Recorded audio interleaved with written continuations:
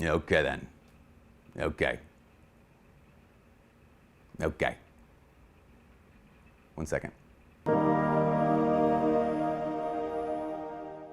Hi, my name is Father Mike Schmitz, and this is Ascension Presents. So back in seminary, there was a guy on my floor, and he was the year behind me, and he was a non-procrastinator. He was the opposite of procrastinating. He would be the kind of guy who would get the syllabus for the whole semester, and he would get the syllabus and start working on it. He would start working on the projects, he'd start doing the reading. He would start, like the final paper at the end of the semester, he would have started writing it before the end of the first week of classes. In fact, a lot of times he would have all the papers written within the first 3 to 4 weeks of the semester, which just boggles my mind for many reasons. That's just not how I think. Like, I think, like, let me have that sit in the pot for a little bit. Let's have some like crock pot writing, crock pot creativity. Let's simmer a little bit. He was like, no, we're gonna do it. But the second thing is kind of interesting. That seems to imply that there was nothing he could learn throughout the course of the rest of that semester that would affect the outcome of those papers.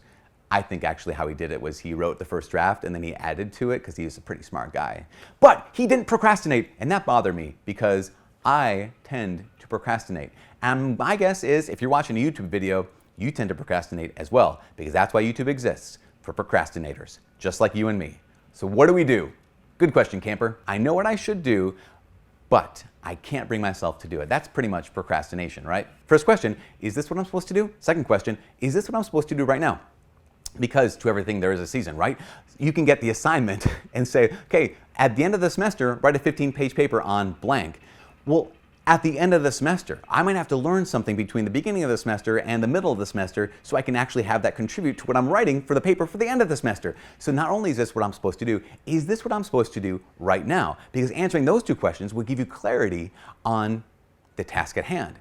I think a lot of us, we think we're procrastinators, but that only is because we have a sense of guilt, like, I know I should be doing something, but we haven't asked the question, wait, really? Are you really supposed to be doing this? And are you really supposed to be doing it right now?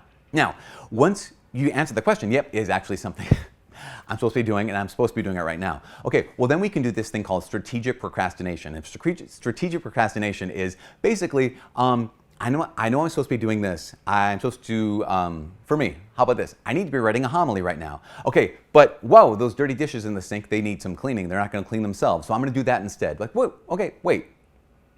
I found a task that needs to be done. Dishes need to be washed, but they don't need to be washed right now. The homily actually has to be done by Sunday morning, or else, you know, I guess, or else what, I guess? People would just be bored. Or actually, they won't be bored. There'd be a shorter homily, and then, actually, why do I put so much time into that? Never mind, bad example. Now, there are benefits to procrastination. Like there are some things, in fact, there's a TED talk about like the benefits of procrastination. There are some people who are like reactors, like when they're supposed to do something, they just act on it right away. And they don't give themselves sufficient time to process. They don't give themselves sufficient time to like let it actually be a little crock pot creativity and give themselves time to stew and to think and to kind of process some things.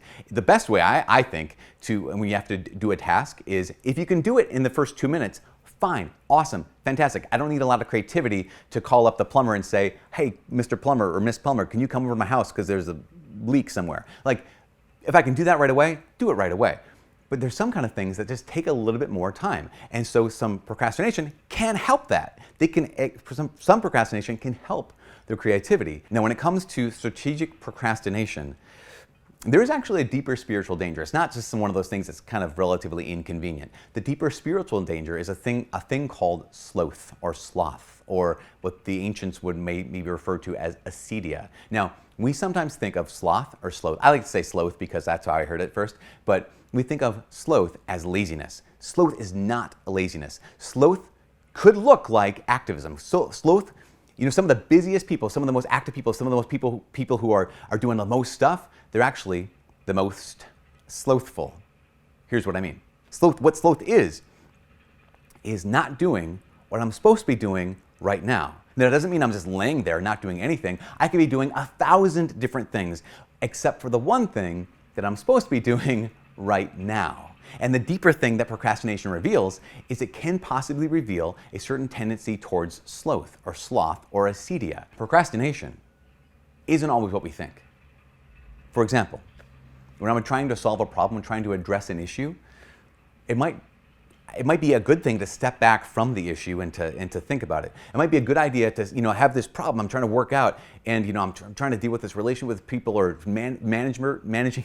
Maybe you're a manager somewhere, or you can say the word manager, like I can't apparently. You're trying to manage some people, but you're just too close to it right now. You need to set it off to the side. Maybe you're trying to raise your kids, and you're like, okay, I'm in the midst of this whole thing, and we have to deal with this, but I need to calm down right now, or I need to process it now, or I need to just put it off to the side right now so I can come back to it. That's not procrastinating. That's doing what we're supposed to be doing right now, if what you're supposed to be doing right now is taking a step back. It's doing what you need to be doing. The greater spiritual danger is this thing, sloth, which I'm doing everything but the one thing I'm supposed to be doing right now. So how do you break out of sloth? How do you break out of sloth? How do you break out of procrastination? And I'd say this, it's relatively easy, because it starts small. It starts with moments. Doesn't start with a big thing, like I'm no longer going to procrastinate. I'm going to start on the syllabus right now. I'm going to write the paper right now. No. The simpler question is, what am I supposed to be doing? Not what's self-imposed, not what books I'm supposed to be reading, or the people I'm supposed to be calling. Maybe you're not supposed to be calling them. Maybe you need to be narrowing your gaze. Maybe I don't need to be reading all these books. Maybe I can read one chapter from some of these books rather than read the whole thing. It is not meant to be overwhelming. In fact, it's meant to be empowering. You could have a lot of talent. You have a lot of great ideas. You could have a lot of potential. But St. Teresa of Avila said this. She said, hell is full of the talented. Heaven is full of the energetic. Hell is full of people with great ideas and great plans and great projects. Heaven's full of people who said, okay, what do I need to do now? What's the one thing I'm supposed to do now? And then they did it. I bet you're one of those people. You get clarity on what you're supposed to do, what you're supposed to do now, and then go ahead and do it. It's not super complicated. It's in your grasp at this very moment.